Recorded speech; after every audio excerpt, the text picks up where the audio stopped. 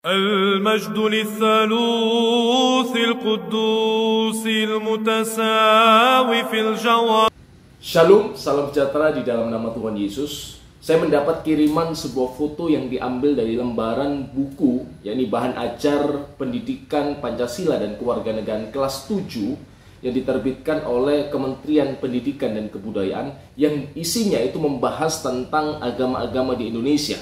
Yang dibahas antara lain yang menjadi sorotan perhatian saya adalah agama Kristen dan Katolik, di mana penulisnya Zaim Ukhrawi dan Ruslinawati menuliskan bahwa Tuhannya agama Kristen, Tuhannya agama Katolik adalah Allah, Bunda Maria, dan Yesus. Nah, ini sesuatu yang ngawur dan menyesatkan sama sekali.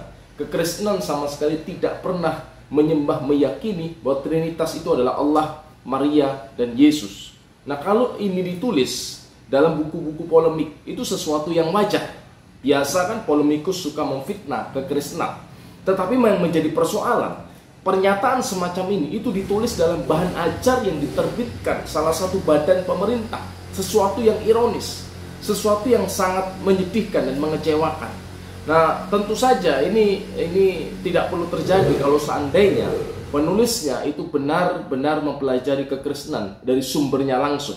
Seandainya ia mau bertanya atau ia mau belajar tentang kekristenan, maka ia tidak akan menuliskan hal yang ngawur tersebut.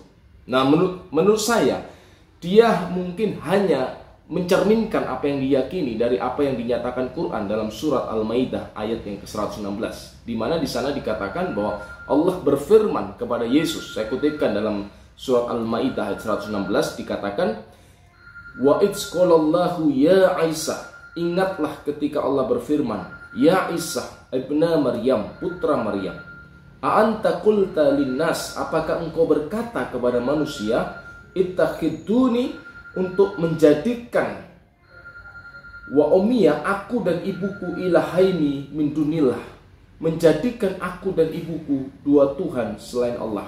Nah, di dalam ayat ini seolah-olah posisi Roh Kudus itu digantikan oleh Maria. Jadi Trinitas yang seharusnya Bapa, Putra, dan Roh Kudus itu menjadi Bapa, Maria, dan Yesus. Sebuah ajaran yang menyimpang, ajaran yang tidak sesuai dengan kitab suci. Nah, kekristenan tidak meyakini Trinitas yang semacam ini. Karena itu kalau kita membaca di dalam tulisan teolog koptik yang berjudul Kenisati Akidah wa Iman, gerejaku, doktrinnya dan imannya, di sana dikatakan di dalam halaman ke-140, Kenisati Akidah wa Iman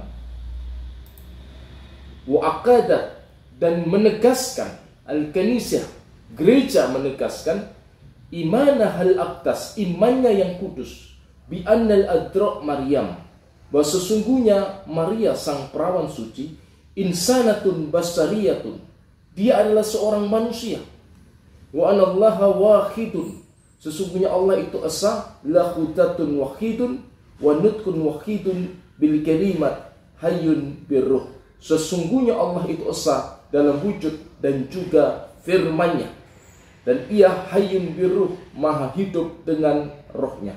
Nah, inilah ketritunggalan di dalam iman Kristen, bahwa Allah yang esa, yaitu sang Bapa, bereksistensi di dalam dirinya, firman-Nya dan Roh Kudusnya. Hal yang senada juga dinyatakan oleh Baba Senoda, seorang pemimpin gereja koptik, dalam bukunya Taslit wa Tauhid, Tritunggal dan Ketauhidan. Beliau mengatakan, "Wala nu'min bisalut," kami tidak percaya kepada Trinitas Allah wal Masih wal Adra, Trinitas yang terdiri dari Allah, Kristus, dan Maria. Bal nuharibuhu ma'al muslim, dan kami melawan ajaran tersebut bersama kaum muslim. Nah, jadi seperti yang dinyatakan di dalam tulisan Baba Senoda, kekristenan sama sekali tidak percaya kepada Trinitas yang terdiri dari Allah, Maria, dan Yesus. Trinitas yang sejati itu Allah, firman-Nya, dan Roh Kudusnya. Dari manakah sebenarnya reaksi Quran tersebut, pernyataan Quran tersebut? Menurut Parinder, seorang teolog Protestan yang menulis bukunya Jesus in the Quran, dia menulis bahwa di Arab saat itu muncul bid'ah yang namanya Koliridian. Ada sekte yang bernama Koliridian, di mana sekte ini menyembah Maria. Profesor Quresyab juga menyatakan hal yang sama dalam bukunya Islam yang Disalahpahami, yang menulis bahwa pernah ada sekte Maryamah yang menyembah Maria sebagai Tuhan dan melakukan peribadatan kepada Maria. Nah, karena itu kalau kita membaca tulisan Epifanius dalam bukunya Panarion, beliau menulis, Maria harus dihormati, tetapi Sang Bapa, Putra dan Roh Kudus harus disembah. Tidak ada seorang pun boleh menyembah Maria. Nah, Epifanius menyatakan bahwa Maria tidak boleh disembah. Yang harus disembah adalah Bapa, Putra dan Roh Kudus. Putra adalah firman-Nya, Roh Kudus itu adalah hayatullah. Karena itu kalau kita membaca dalam tulisan-tulisan Kristen berbahasa Arab, rumusan Tritunggal seringkali dinyatakan dengan ungkapan bahwa Allah itu esa. Saya bacakan, Anallaha wahid bil jauhar. Sesungguhnya Allah itu esa dalam hakikat. Musallasun bil aqwani mil abi wal abni warahil kudus. Sesungguhnya Allah itu esa dalam substansi bil jauhar. Musallasun, tetapi tiga bil aqwani dalam hipostasis atau sifat zat, yakni Bapa, Putra dan Roh Kudus. Jadi yang dimaksud Tritunggal adalah Bapa, firman-Nya atau Putra dan Roh Kudus. Tidak ada Maria, tidak ada yang lain.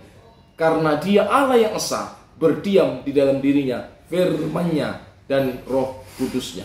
Jadi sekali lagi saya tegaskan bahwa apa yang ditulis dalam buku itu ngawur sama sekali dan sangat disayangkan. Kenapa ini bisa masuk di dalam buku bahan ajar pendidikan Pancasila dan kewarganegaraan? Saya bersyukur saya mendengar ternyata pemerintah sudah menarik, Kementerian Pendidikan dan Kebudayaan sudah menarik buku itu. Tetapi bagaimanapun juga tidak bisa menarik semua yang sudah tersebar di masyarakat.